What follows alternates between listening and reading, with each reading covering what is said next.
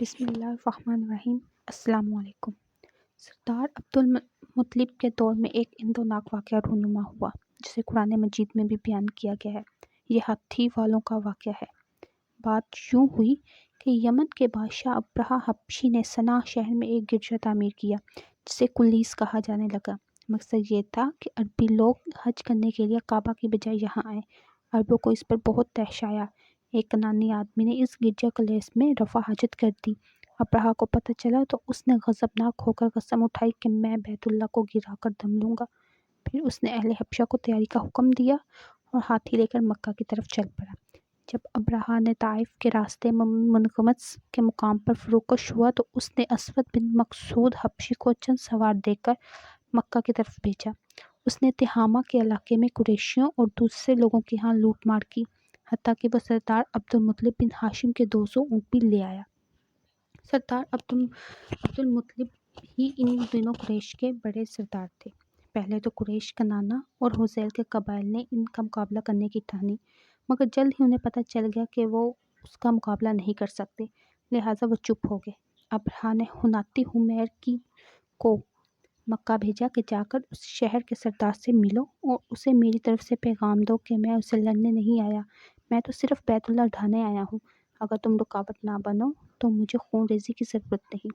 اگر سردار جنگ نہ چاہتا ہو تو اسے میرے پاس لے آؤ۔ جب ہناتا مکہ پہنچا تو اس نے پوچھا شہر کا سردار کون ہے؟ اسے بتایا گیا کہ مکہ کے سردار عبدالمطلب بن ہاشم ہیں۔ وہ ان کے پاس آیا اور ابرہہ کا پیغام پہنچایا۔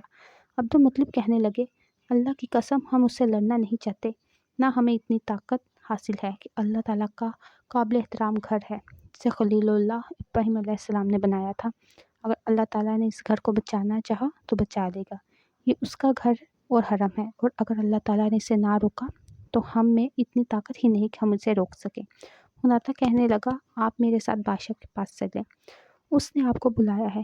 جناب عبدالمطلب انتہائی خوبصورت، خوش شکل اور عظیم قد کاٹ کے مالک تھے۔ جب ابرہہ نے انہیں دیکھا تو ان کا نہایت احترام کیا اور مناسب نہ سمجھا کہ ان کو اپنے سے نیچے بٹھائے۔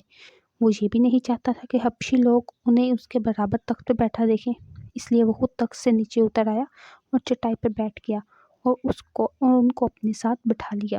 پھر اپنے ترجمان سے کہنے لگا، ان سے پوچھو کیسے آئے ہیں۔ ترجمان نے یہ بات عبدالمطلب سے کہی تو وہ کہنے لگا، میرا مقصد یہ ہے کہ بادشاہ ابرہہ میرے 200 اونٹ واپس کر دیں۔ ترجمان نے یہ بات بادشاہ سے کہہ دی۔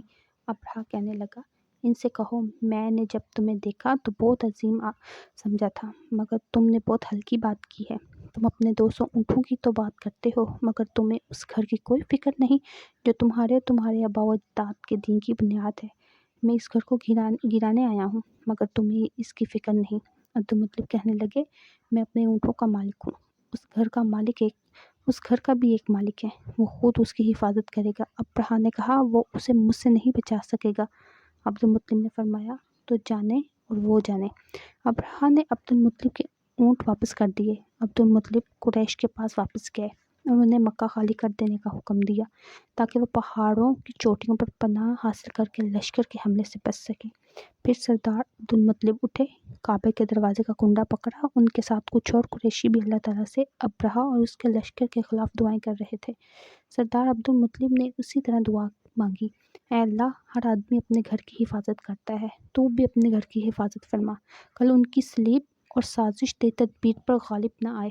اگلے دن صبح ہی ابرہہ نے مکہ مکرمہ میں داخل ہونے کی تیاری کی، اپنا ہاتھی تیار کیا اور لشکر ترتیب دیا۔ اس کے ہاتھی کا نام محمود تھا۔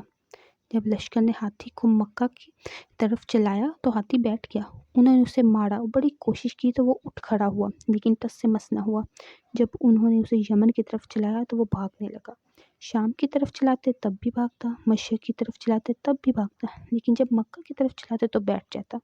اسی اثناء میں اللہ تعالیٰ نے سمندر کی طرف سے پرندے بھیجے۔ ہر پرندے کے منہ اور پنجوں میں 3 پتھر تھے جو چنے یا مسور کی دال کے برابر تھے۔ وہ پتھر جس کو بھی لگ جاتا وہ مر جاتا۔ باقی ماندہ لوگ بھاگے، کوئی راستے میں گر کر مرا، کوئی پانی کے گھاٹ پر۔ ابرہہ کو بھی پتھر لگا۔ اس کے درباری اس کو لے کر یمن چلے۔ راستے میں اس کی انگلیوں کے پورے ایک ایک ایک کر کے گرتے جاتے تھے۔ جب وہ سنا پہنچے تو پرندے کے چوزے کی طرح ہو چکا تھا، وہاں پہنچ کر مر گیا۔ اس واقعے کا دوسرے قبائل پر بہت اثر پڑا۔ قریش کی فضیلت اور مرتبے کو چار چاند لگ گئے۔ تمام قبائل قریش کی بہت زیادہ عزت کرنے لگے اور کہنے لگے، یہ اللہ والے ہیں، اللہ تعالیٰ نے ان کی طرف سے لڑائی کی اور ان کے دشمن کا کچومر نکال دیا۔ اس کے ساتھ ساتھ سردار عبد المطلب کا مقام لوگوں کی نظروں میں بہت بڑھ گیا۔ تمام عرب قبائل میں انہیں شہرت حاصل ہوگی اور وہ عظمت و شان سے بہرور ہوئے، کیونکہ انہوں نے بڑی ذہانت اور حسن تدبیر کا مظاہرہ کیا اور اپنی قوم کو عظیم خطرات سے بچا لیا۔